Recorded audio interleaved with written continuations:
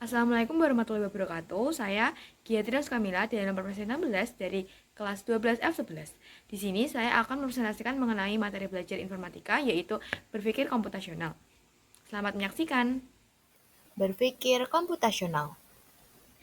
Apa sih berpikir komputasional itu? Berpikir komputasional adalah cara berpikir yang digunakan untuk memecahkan masalah dengan pendekatan logis dan sistematis, layaknya komputer. Tidak terbatas pada bidang pemrograman, tetapi juga dapat diterapkan di berbagai aspek kehidupan, seperti bisnis, pendidikan, dan sains. Dengan berpikir komputasional, seseorang bisa menyelesaikan masalah dengan lebih cepat dan efektif. Selanjutnya, ada contoh dan ciri utama berpikir komputasional. Yang pertama itu ada contoh dalam kehidupan sehari-hari. Yang pertama yaitu mengatur jadwal belajar dengan mempertimbangkan waktu yang paling produktif. Yang kedua, memecahkan proyek besar menjadi tugas-tugas kecil agar lebih mudah dikerjakan. Yang selanjutnya yaitu ciri-ciri utama berpikir komputasional. Yang pertama yaitu terstruktur, artinya menggunakan pola dan langkah-langkah yang sistematis. Selanjutnya yaitu efisien, artinya mencari solusi yang paling optimal. Selanjutnya, dapat diulang, artinya bisa diterapkan pada berbagai situasi dengan pola yang serupa. Dan yang terakhir, yaitu dapat diimplementasikan dalam komputer, artinya solusi dapat diubah menjadi program komputer jika diperlukan. Selanjutnya, ada 4 pilar berpikir komputasional. Yang pertama yaitu ada dekomposisi atau decomposition, artinya memecah masalah kompleks menjadi bagian-bagian kecil yang lebih mudah dipahami dan dikelola. Yang selanjutnya yaitu ada pengenalan pola atau pattern recognition, artinya menganalisis dan mengenali pola dari masalah yang serupa untuk menemukan solusi yang lebih cepat. Selanjutnya itu ada abstraksi atau abstraction, yaitu menyaring informasi penting dan mengabaikan detail yang tidak relevan agar fokus pada inti masalah. Dan yang terakhir yaitu ada algoritma atau algorithm, yaitu menyusun langkah-langkah penyelesaian masalah secara logis dan sistematis agar mudah diikuti. Satu, dekomposisi atau decomposition. Yang pertama, ada definisi dari dekomposisi, yaitu membagi masalah besar menjadi bagian-bagian kecil agar lebih mudah ditangani. Selanjutnya ada tujuan dari dekomposisi. Yang pertama yaitu menghindari kebingungan saat menghadapi masalah besar. Yang kedua, memudahkan kerja tim dalam membagi tugas. Dan yang ketiga atau yang terakhir yaitu memungkinkan penyelesaian yang lebih efisien. Selanjutnya ada contoh dari dekomposisi, yaitu jika ingin membangun sebuah aplikasi e-commerce, kita bisa memecahnya menjadi beberapa bagian, seperti tampilan halaman produk, fitur pencarian dan filter, keranjang belanja, sistem pembayaran, dan pengelolaan pengguna. 2. Pengenalan pola atau pattern recognition. Yang pertama, ada definisi dari pengenalan pola, yaitu menganalisis pola atau kesamaan dalam suatu masalah untuk menemukan solusi yang lebih cepat dan efektif.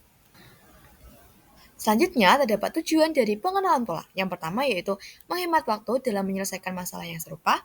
Yang kedua, membantu dalam mengembangkan solusi berbasis pengalaman sebelumnya. Dan yang ketiga, yaitu meningkatkan pemahaman tentang cara kerja suatu sistem. Selanjutnya, terdapat contoh dari pengenalan pola. Yang pertama dalam matematika, yaitu mengenali pola dalam deret angka membantu menyelesaikan soal lebih cepat. Yang kedua, dalam kehidupan sehari-hari, yaitu jika Anda tahu pola cuaca setiap bulan, Anda bisa lebih mudah mempersiapkan pakaian yang sesuai. 3. Abstraksi atau abstraction.